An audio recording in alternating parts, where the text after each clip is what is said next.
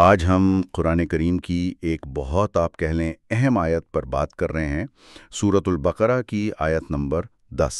جی اور یہ آیت خاص طور پر منافقین کے بارے میں ہے۔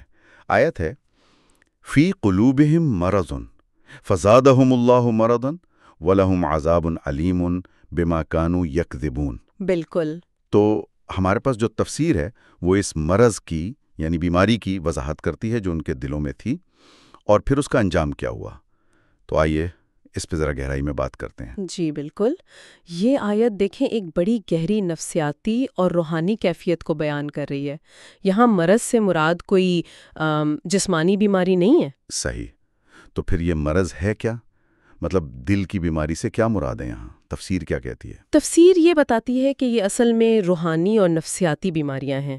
جیسے بنیادی طور پر تو شک اور نفاق ہے، لیکن اس کے ساتھ ساتھ حسد، کینہ، پھر غلط عقائد، جہالت، یہ سب شامل ہیں۔ اچھا۔ تو جس طرح جسمانی بیماری جسم کو کمزور کرتی ہے نا اور ہلاکت تک لے جاتی ہے، ویسے ہی یہ روحانی بیماریاں ہیں۔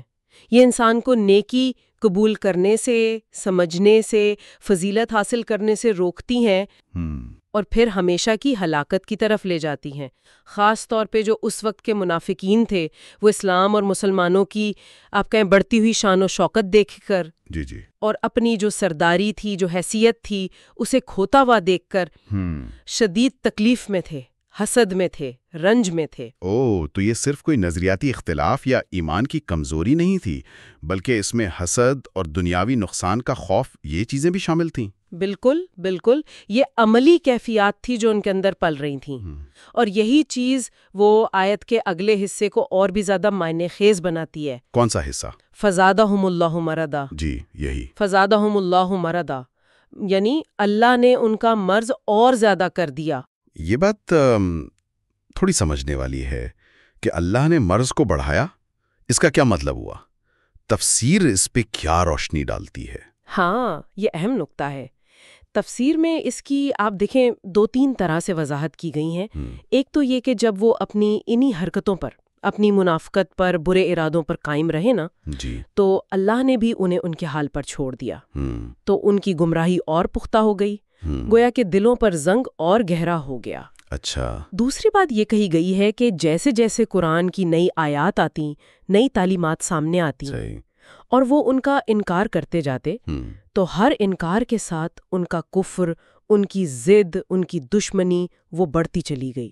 تو یہ بھی بیماری کا بڑھنا تھا، یعنی ان کے اپنے اعمال کا نتیجہ تھا جو بیماری کو بڑھا رہا تھا۔ جی بالکل۔ اور ایک تیسرا پہلو یہ بھی بیان ہوتا ہے کہ جب اللہ تعالیٰ نے اپنے نبی صلی اللہ علیہ وسلم کی مدد فرمائی، اسلام کو غلبہ دیا، تو یہ دیکھ کر منافقین کی جو اندرونی جلن تھی، جو حسد تھا، وہ بیماری خود بخود اور شدید ہو گئی۔ یہی ایک قدرتی نتیجہ تھا جسے اللہ کی طرف منسوب کیا گیا، کیونکہ ظاہر ہے ہر شے اسی کے اذن سے ہوتی ہے۔ بالکل صحیح۔ یہ تو بہت سنگین تصویر بنتی ہے۔ اچھا، پھر آیت اس کا انجام بتاتی ہے، وَلَهُمْ عَذَابٌ أَلِيمٌ، ان کے لیے دردناک عذاب ہے۔ یہاں علیم کی کیا خاص بات ہے؟ جی، عذاب علیم۔ علیم کا لفظ یہاں صرف درد والا نہیں ہے، بلکہ یہ مہلم کے معنی میں ہے، یعنی شدید تکلیف پہنچانے والا، شدید تکلیف دینے والا۔ ہاں، یہ عذاب کی آپ کہیں شدت اور اس کی ہولناکی کو ظاہر کرتا ہے۔ یہ کوئی معمولی سزا نہیں، بلکہ ان کی جو حالت تھی اس کی سنگینی کے مطابق ہی شدید ترین عذاب ہے۔ اور اس شدید عذاب کی وجہ کیا بتائی گئی؟ آیت کے آخر میں ہے بما کانوا یکذبون، کیونکہ وہ جھوٹ بولتے تھے۔ جی، یہ جھوٹ کیسا تھا؟ کیا مطلب ہے اس کا؟ یہاں بھی تفسیر ہمیں 2 پہلو بتاتی ہے، اور یہ دلچسپ بات ہے کہ یہ لفظ یکذبون کو پڑھنے کے 2 مختلف طریقے ہیں، یعنی قراءتیں ہیں۔ اچھا۔ ایک قراءت ہے یکذبون بغیر شد کے، اس کا مطلب ہے کہ وہ جھوٹ بولتے تھے۔ کس چیز میں؟ اپنے ایمان کے دعوے میں۔ وہ زبان سے تو کہتے تھے آمنا، ہم ایمان لائے، جی، مگر دل میں ایمان نہیں تھا، یہ ان کا جھوٹ تھا۔ صحیح۔ اور دوسری قرات؟ دوسری قرات ہے یکذبون، زال پر شد کے ساتھ، اس کا مطلب ہے کہ وہ جھٹلاتے تھے۔ کسے جھٹلاتے تھے؟ اللہ کے نبی صلی اللہ علیہ وسلم کو اور قرآن کو۔ وہ دل ہی دل میں یا آپس میں نبی کریم صلی اللہ علیہ وسلم کی تکذیب کرتے تھے، انہیں سچا نہیں مانتے تھے۔ اچھا، تو گویا دونوں صورتوں میں بات وہیں آ جاتی ہے کہ بنیاد ان کا جھوٹ یا سچائی کو رد کرنا ہی تھا۔ بالکل۔ چاہے وہ ایمان لانے کا جھوٹا دعویٰ ہو یا پھر نبی کو ہی جھٹلا دینا ہو۔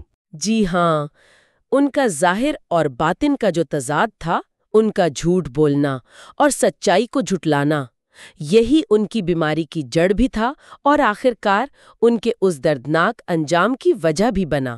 تو اگر ہم اس ساری گفتگو کا خلاصہ کریں تو یہ آیت منافقت کو ایک ایسی گہری روحانی بیماری کے طور پر پیش کرتی ہے جو ختم نہیں ہوتی، بلکہ شک، حسد، انکار اور مسلسل جھوٹ کی وجہ سے بڑھتی چلی جاتی ہے۔ جی بالکل، اور جس کا انجام پھر شدید عذاب ہے۔ صحیح۔ اور یہ بات بھی اہم ہے کہ یہ صرف کوئی 1400 سال پہلے کے ایک مخصوص گروہ کا قصہ نہیں ہے۔